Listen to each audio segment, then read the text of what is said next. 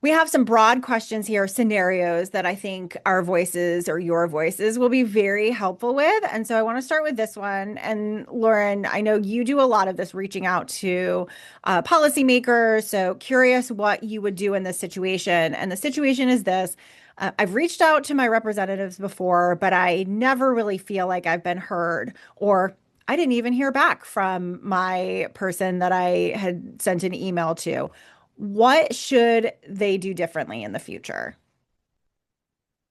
Okay. Well, if you know me, I would reach out 50 times. So listen, everybody has something going on. It doesn't mean they may not have seen it. Honestly, in today's world, they probably get 10,000 emails a day. If you've sent an email, even if you've gone to the office, it doesn't mean that that particular legislator has even heard your story. Just because one of their staff members heard you doesn't mean that it's actually gone anywhere. I would email, I would write a personal letter, I would call, I would do everything that you can because you want to be heard.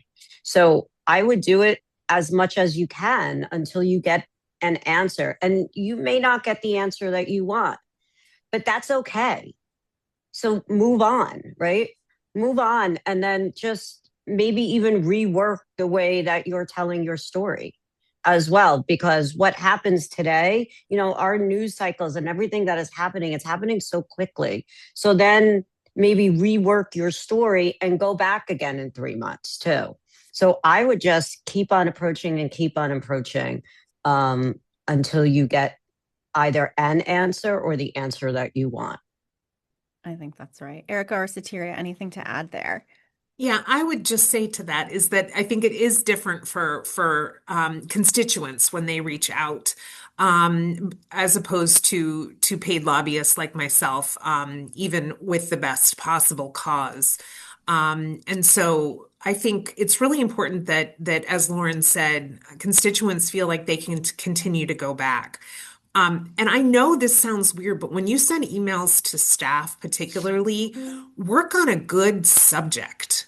Yeah. That subject for the email as staff are scrolling through is so important. And if it is kind of mealy or is very generic, like, I want to tell you about, funding for women's health, right? That may not jump through.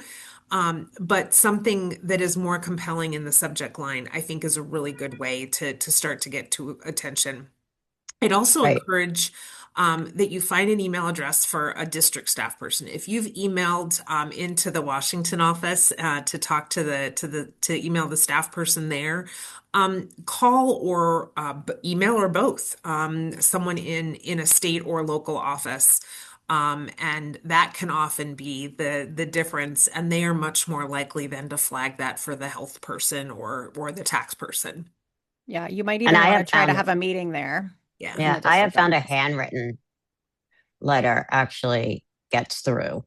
Yes, and those People don't do that today. that's true. But I would say don't send those to DC. Send those to the district or hand deliver them to the district office. Or if you happen to be in DC, hand deliver them only because the mail gets incinerated basically through screening and it takes forever. So that's the other thing. Like if you're handwriting letters and mailing them by snail mail to DC and you haven't heard back, it's probably because they never arrived or they arrived in a state Mm, that can't be read. So that's really important too, to just understand that to your point, Erica, about district staff. 100%. And as someone who worked in a DC office, it was sometimes a little bit like, oh, you don't do the policy, but they in my experience, the district staff like to interact with constituents a lot. And it's much easier for you, especially if you don't live close to DC or you're not here regularly, to go to the district office and have that meeting or to have a little bit more interaction. So definitely something to keep in mind. Sateria, was there anything you wanted to add there? You all have covered it all, so no. Okay. Thank you. All right. What about this scenario? And whoever wants to jump in can. There is so much noise. And you are, we're all being told all the time, contact your member of Congress, call the White House. This is happening more and more where groups and organizers are, there's just so many opportunities to do this, and it feels very overwhelming. And also it feels a little bit like, well, if I raise my voice for this thing, how do I decide when it's important and when it's going to be heard? And it's just very overwhelming. So how does one go about thinking about picking one cause that's best for them? Where is their voice most impactful? How would you decide that? I think authenticity is really key in I navigating agree. that. I found that, well, I had a career for 20 plus years in another arena before I became an advocate. And the very genuine energy and serendipitous moments that infuse this passion focused patient story are something that I can't even fully describe. I really feel that when your heart is in something and you just make one effort, that things just kind of open up and fall into place. So, and oddly enough, I view the abundance of issues to resolve as opportunities, for us to really have so much to be able to help people with. So that's how I kind of look at it. I think it's vantage point, and I think it definitely is just where your true, authentic passion lies that will help to propel you forward. Being an advocate as a volunteer or as your career is not an easy thing to do, right? We do it because we want to make change. We want to make the world better for those around us, especially in the health space. And so I think it's what you can be most passionate about, and to go forward with that. What will keep you coming back every day? There aren't a lot of issues other than health that I could probably lobby on, but I needed to even find them within health that made the most difference for me and my family, whether it's because of our own personal story or because of the cause. So I think that what makes you look forward to getting up and doing every day, and I think that is a good way to figure out what you can do. Hmm. Yeah, I would say we're not in it for the glory, but when you get a win, it's really, really exciting. Sorry to cut you off, Lauren. No, absolutely. I agree with everything that has been said. And one other tip that I have personally used is try to almost match yourself not only with an organization, but with another influencer that matches your own mission and goals, and see if you can create a partnership with them. So you help elevate each other and each other's messages. I have personally done that, whether it be for rare disease and or women's health. And we have uplifted each other and each other's messages. And that has really worked for me. And I think that that can help, especially we live in a world of social media today. And so that can really help get your message out. And you never know who you can reach via social media and who will, want outreach from you as well. So, Lauren, that actually gets to one of the other questions that we have, which is where can I connect with other advocates or use my voice as part of a group to bring about positive change? So that's one really good tip. I wonder if there's others, if folks want to point. Obviously, we want you all to go to our, advocacy Yes. toolkit, but there's lots of other ways to do this as well, and lots of partners out there. I mean, there's so many groups out there as well, whether it be Facebook groups, whether it be LinkedIn groups, depending on what your advocacy is. So especially for health, um, there's so many different groups. I mean, I found, once I truly determined that I wanted to be an advocate within women's health as well as disability and that intersection, I found a wealth of knowledge and a wealth of groups on Instagram, which was very surprising to me. I already knew about the groups on LinkedIn, but then I started on Instagram and I have found a whole new world there. and women that want to support other women. And so I think that find your niche too. And then there are a million different ways out there as well, but also find, various different advocacy groups. And then there's subcommittees that you can join within those groups as well. Yeah. And I think it's really important too to do your homework, like just like you do when you're looking for a provider, when you're looking for an organization, just check to see what their platform is, what their mission is, how you can interact with them, what their reach is, and see how it aligns with what you would like to accomplish. And then that will get you pretty far. Yeah, I think that's right. How are we all staying positive in the noise, in the chaos, right? I was somewhere earlier this week, and that old saying, "In the chaos comes great opportunity," but it also is, again, it can be exhausting. So how are we staying positive through this? I try to find ways to be with my fellow advocates, to sustain, one person may be having a hard day and the other person lifts them up, to Lauren's point, just finding somebody to bounce things off of in that way.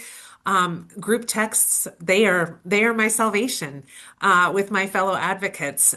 Sometimes it's darker humor on the rougher days, but I think that as we can continue to lift each other up, we do that. And I will also say, Insta dog videos are my go-to. They always make me feel better.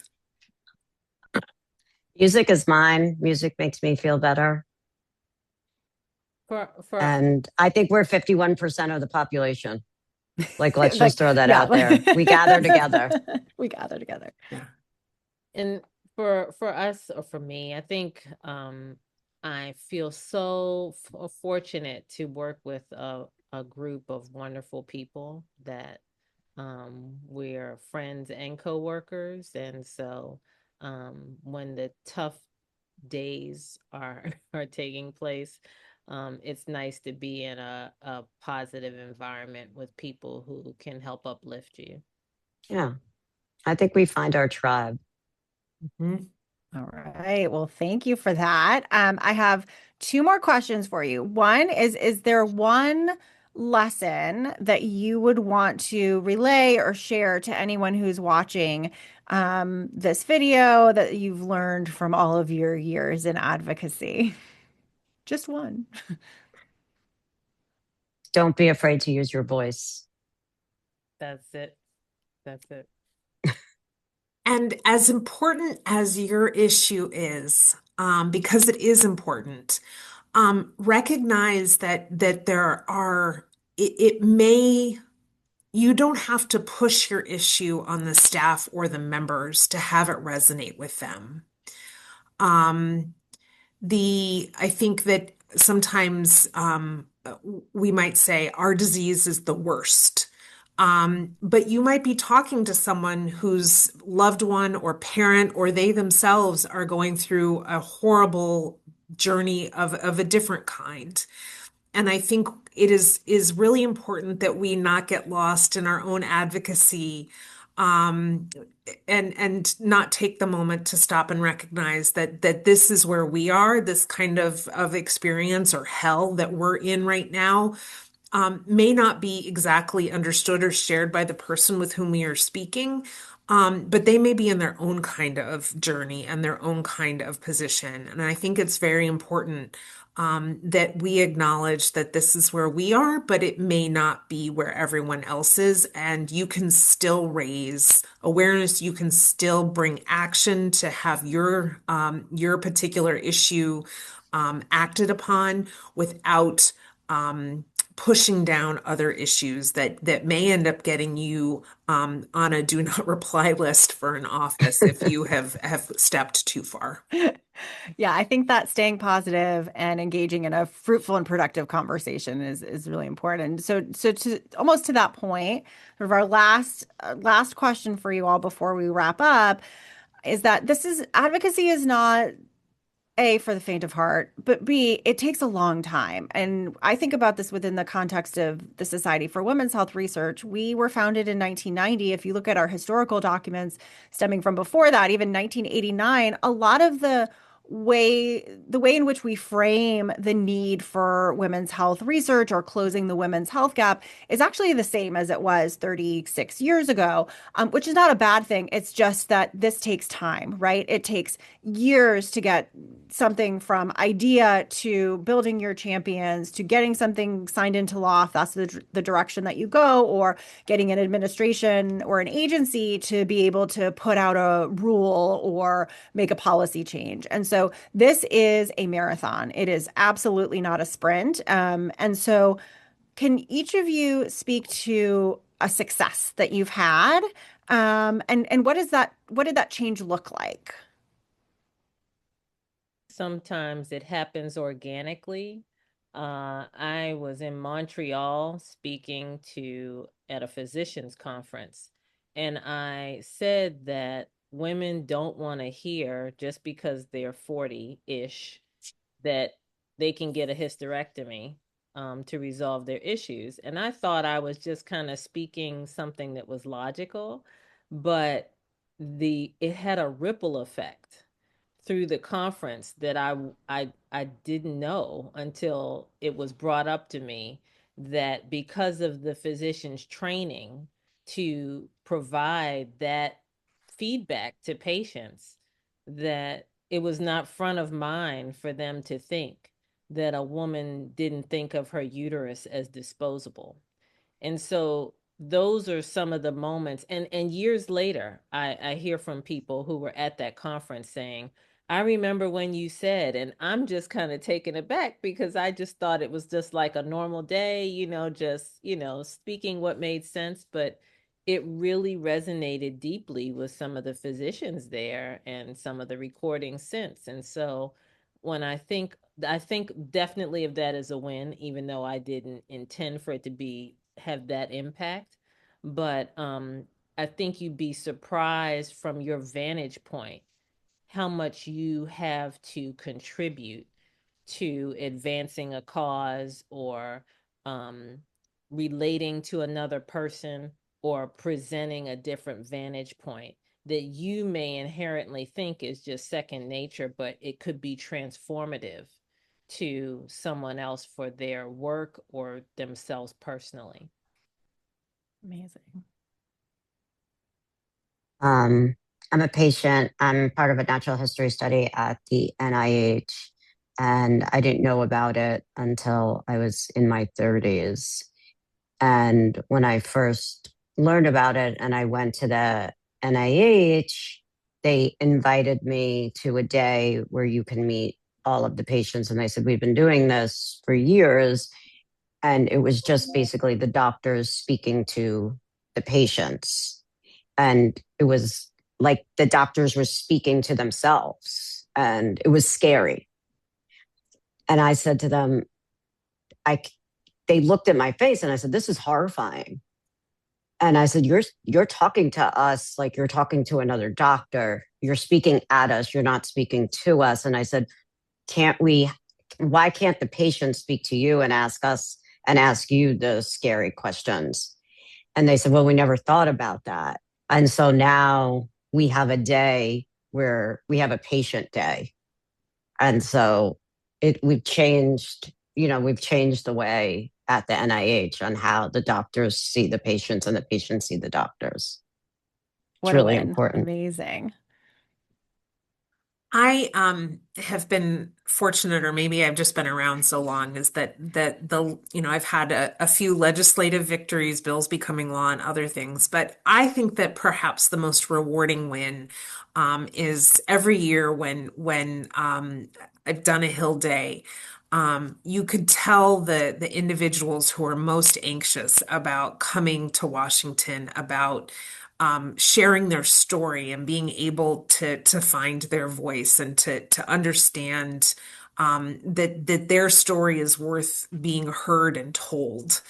And then when I sit in their meeting with them and have them especially by the end of the day, and they've said it a couple times, be confident and realize that they have a voice that is worth sharing, a voice and that is worth with raising, and that story that needs to be heard and told. And so I think ultimately at the end of the day, training individuals and giving them the confidence so that they feel inspired to go in and raise their voices is the best part of doing what we do and the biggest kind of win. Oh my gosh. I love it. Everyone had such wonderful wins. And that is a truly positive note that I think we can all take away with us. So hopefully for our audience today has been a period of time where we've all been reminded of two things that I think are really true. Number one, meaningful progress takes a long time. It does not happen overnight. We have to keep showing up. And number two, every single breakthrough or change really truly starts with an individual or a group of people who are here to take action. And so hopefully we've been able to inspire. I know I feel really inspired and hopeful, but hopefully our audience has felt inspired to take some action here. So thank you to our amazing, wonderful friends and speakers who so willingly jumped in and said yes when we talked about doing this. I so appreciate it. I know the society does as well. And for sharing your passion and your work and your lessons with everyone. And I want to thank our audience for joining us and sharing your passion and your energy and hopefully a renewed commitment to advocating for women's health. So whether you're just beginning to do this or you're looking to strengthen your work, we hope that we've been able to show you that your voice does matter and that you can make change. We've walked through sort of how do you plan, how might you approach it, understanding the landscape a little bit, pairing data with your lived experience, and that really creates powerful and persuasive messages. And we know that advocacy can sometimes feel overwhelming, but tools like our guide and resources like our speakers and their organizations and the work that they're doing, all of these together are designed to make it more accessible, more strategic and thoughtful, and at the end of the day, more impactful. So everything that we discussed today and even more, everything that you want to know is included in our online guide. The QR code is here. It is free. It's accessible to anyone who wants to use it. We really want you to please share it.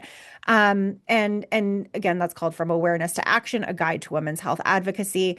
SWHR.org is where you can find it. We hope that you'll explore it, share it with your friends and colleagues, and use it as a resource. But a huge heartfelt thank you to our speakers and to our audience for joining us today.